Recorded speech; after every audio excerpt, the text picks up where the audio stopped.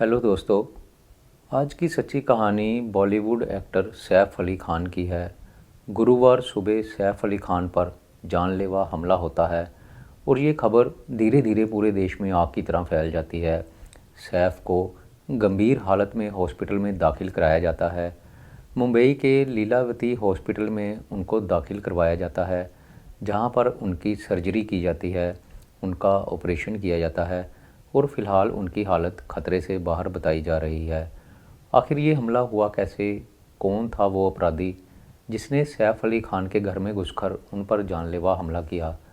आपको सब कुछ मैं सिलसिलेवार तरीके से बताऊंगा, लेकिन उससे पहले मेरी एक छोटी सी रिक्वेस्ट है कि अगर आप चैनल पर नए हैं तो चैनल को सब्सक्राइब कर दीजिएगा और वीडियो को लाइक कर दीजिएगा। तो चलिए दोस्तों, मैं आपको सारे घटनाक्रम के बारे में बताता हूँ। सैफ अली खान पर हमले की खबर पुलिस तक पहुँचती है। पुलिस वाले मौका वारदात पर पहुँचते हैं। सीसीटीवी कैमरा की फुटेज को चेक किया जाता है। फुटेज में दो लोग देखे जा सकते हैं जो कि सैफ के घर में चोरी करने के इरादे से आए थे। रात के तकरीबन 2:30 बजे का वक्त था। सैफ अली खान अपने परिवार वालों के साथ घर में मौजूद थे। खाना खाकर वो अपने कमरे में सोने के लिए चले जाते हैं। बच्चे अलग कमरे में सो रहे थे। सैफ अली खान अपने कमरे में बच्चों से, जो कि थोड़ी ही दूरी पर पड़ता है उनका कमरा, वहाँ पर सो रहे थे। सैफ अली खान पर हमला होता है।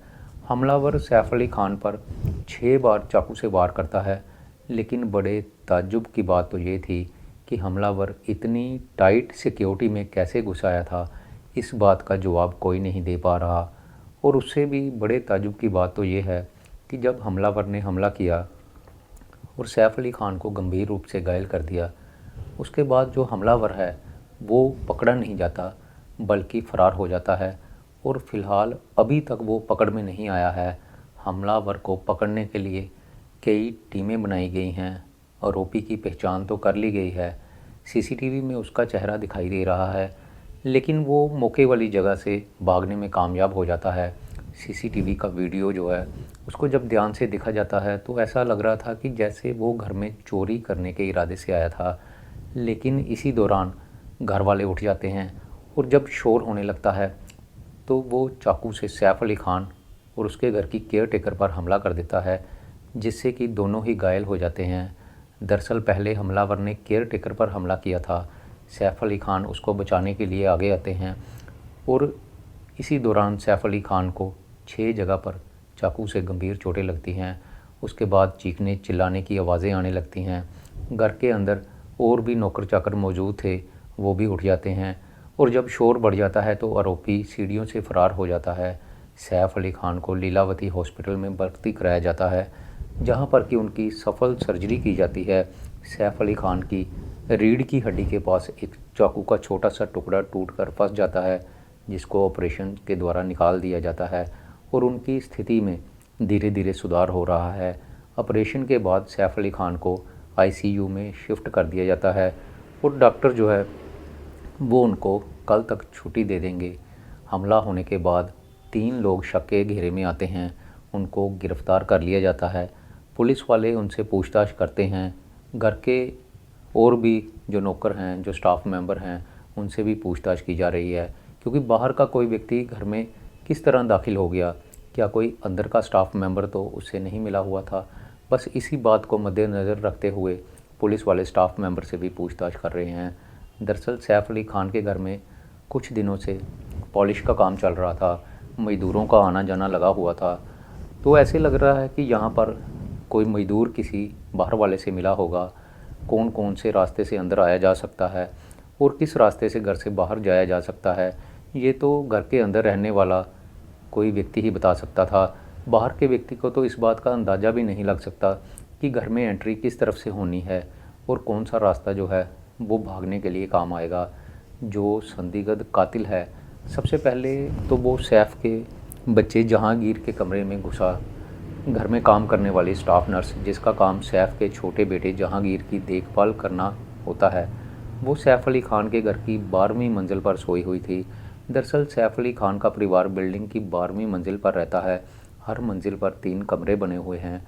सैफ अली खान, उनकी पत्नी करीना और बाकी लोग जो हैं वो घर के जो नौकर चाकर वगैरह होते हैं वो भी वहीं पर थे। 15 जनवरी की बात है, समय रात के लगभग 11 बजे का था।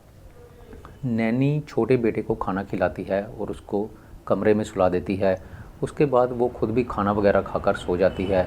रात के तकरीबन 2 बजे का वक्त रहता है कि घर में कुछ आवाज़ें आने लगती है। बच्चों की नैनी नींद से जाग जाती है और वो इधर उधर देखती है। उस समय बच्चों की केयर टेकर को लगता है कि शायद करीना मैम होगी और वो अपने बच्चे को देखने के लिए आई होगी, इसलिए वो दोबारा से लेट कर सोने की कोशिश करने लगती है। लेकिन तभी उसकी नज़र बाथरूम में एक परछाई पर पड़ती है। बाथरूम का दरवाज़ा खुला हुआ था और अंदर की लाइट चल रही थी। बच्चों की केयर टेकर को कुछ मामला गड़बड़ लगने लगता है। बाथरूम में से आहट आ रही थी लेकिन दिखाई कोई नहीं दे रहा था। ऐसे लग रहा था कि जैसे कोई अंदर छुपने की कोशिश कर रहा था। केयर टेकर सोचती है कि शायद करीना मैम होंगी, इसलिए वो आवाज़ लगाती है कि मैम आप हो, लेकिन दूसरी तरफ से कोई आवाज़ नहीं आती। अब जो केयर टेकर है उसका दिल घबराने लगता है।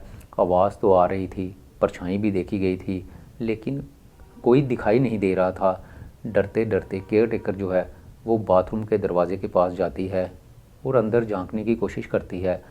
तभी एक आदमी बाथरूम से बाहर आ जाता है और वो सैफ अली खान के छोटे बेटे जहांगीर के बेड के पास जाने की कोशिश करने लगता है। उसके हाथ में एक चाकू पकड़ा हुआ था और दूसरे हाथ में उसने लकड़ी का कोई हथियार पकड़ा हुआ था। ये देखकर बच्चे की केयर टेकर घबरा जाती है और वो अपने बिस्तर से उठकर बच्चे के बिस्तर के पास चली जाती है। वो अनजान आदमी केयर टेकर को धमकी देता है और कहता है कि अगर तुमने आवाज़ निकाली तो मैं तुम्हें यहीं पर जान से मार दूंगा। लेकिन केयर टेकर घबराती नहीं, वो हर हालत में बच्चे की हिफाजत करना चाहती थी और वो ज़ोर ज़ोर से चिल्लाने लगती है और उस अनजान शख्स को पूछती है कि तुम कौन हो और यहाँ पर क्यों आए हो। आवाज़ चारों तरफ गूंज रही थी। रात के समय वैसे भी कोई शोर नहीं होता, तो आवाज़ जो है वो दूर दूर तक जाती है। यहाँ तो नैनी जो है वो ज़ोर ज़ोर से चिल्ला रही थी। उसकी आवाज़ सुनकर सैफ अली खान जो है वो अपने कमरे से बाहर आने लगता है और वो बच्चों की कमरे की तरफ बढ़ने लगता है। इसी दौरान केयर टेकर को लगता है कि जहांगीर को कोई नुकसान ना हो जाए, इसलिए वो उसको उठाने के लिए जैसे ही आगे बढ़ती है तो वो अनजान आदमी जिसने कि अपने हाथ में हेक्सा ब्लेड जैसा कोई एक हथियार पकड़ा हुआ था, वो उस हथियार से केयर टेकर पर हमला करने की कोशिश करता है। केयर टेकर अपने आप को बचाने के लिए अपना हाथ आगे करती है। उसके हाथ में चाकू लग जाता है और हाथ से खून बहने लगता है। नैनी जो है वो हिम्मत नहीं हारती और उस अनजान शख्स को गले से पकड़ लेती है और कहती है कि बोलो तुम्हें क्या चाहिए, तुम यहाँ पर क्यों आए हो। तो वो लुटेरा कहता है कि मुझे 1 करोड़ रुपया चाहिए, अगर नहीं मिले तो मैं तुम सबको मार दूंगा। केयर टेकर ज़ोर ज़ोर से चिल्लाने लगती है। उधर सैफ अली खान और उनकी पत्नी करीना कपूर भागते हुए कमरे के पास पहुँचते हैं और कमरे का हाल देखकर सैफ अली खान उस अनजान शख्स को पूछता है कि तुम कौन हो, यहाँ पर क्यों आए हो। वो इंसान सैफ अली खान पर भी चाकू से हमला कर देता है। मौका पाकर बच्चों की केयर टेकर उस बच्चे को उठाकर बाहर भाग जाती है तो सैफ अली खान उस आदमी को ज़ोर से धक्का देकर कमरे के भीतर फेंक देता है और कमरे का दरवाज़ा बंद करके सभी लोग वहाँ से भाग जाते हैं और बाकी के स्टाफ जो हैं उनको बुलाने लगते हैं। शोर काफ़ी हो रहा था। शोर सुनकर घर में रहने वाले दूसरे जो वर्कर होते हैं, हरी, रामू, रमेश, ये सभी लोग अपने अपने कमरों से बाहर आ जाते हैं और सभी मिलकर दोबारा से उस कमरे में जाते हैं जिसमें कि हमलावर को बंद किया गया था। लेकिन जैसे ही वो कमरे का दरवाज़ा खोलकर देखते हैं, हमलावर वहाँ से भाग चुका था और सभी का जो ध्यान है वो सैफ अली खान की तरफ जाता है। सैफ अली खान बहुत बुरी तरह से ज़ख्मी हो चुके थे। उनके गर्दन के पास, कंधे के पीछे और हाथों पर चाकू के अनगिनत वार हुए थे। उनके दोनों हाथों से खून निकल रहा था। चेहरे पर भी चाकू के कट लगे हुए थे। स्टाफ मेंबर सैफ अली खान के बेटे इब्राहिम और सारा अली खान को फ़ोन करते हैं। इब्राहिम और सारा अली खान इसी बिल्डिंग की 8वीं मंजिल पर रहते हैं। दोनों ऊपर आते हैं। सैफ अली खान को काफ़ी गंभीर हालत में देखते हैं, खून बह रहा था और फ़ौरन से सभी लोग बिल्डिंग से नीचे आते हैं। सैफ अली खान को हॉस्पिटल लेकर जाने के लिए ऑटो का इंतज़ाम किया जाता है क्योंकि गाड़ियां तो घर पर लगी हुई थी लेकिन ड्राइवर अपने अपने घरों को जा चुके थे।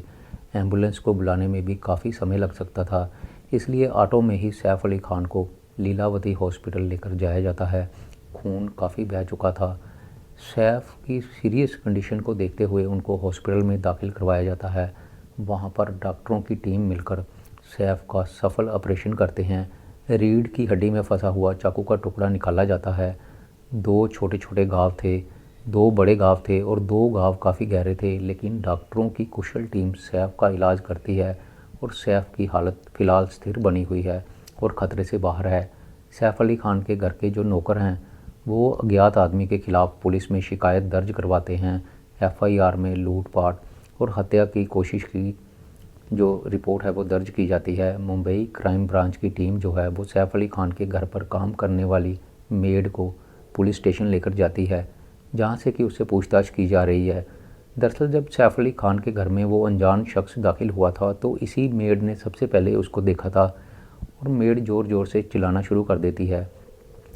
मुंबई पुलिस जब घटना की अच्छी तरह से तहकीकात करती है तो पुलिस वाले बताते हैं कि सीसीटीवी फुटेज में जिस समय ये घटना हुई दिखाई दे रही थी उससे 2 घंटे पहले तक घर में कोई भी अंदर जाते हुए नहीं दिखा था।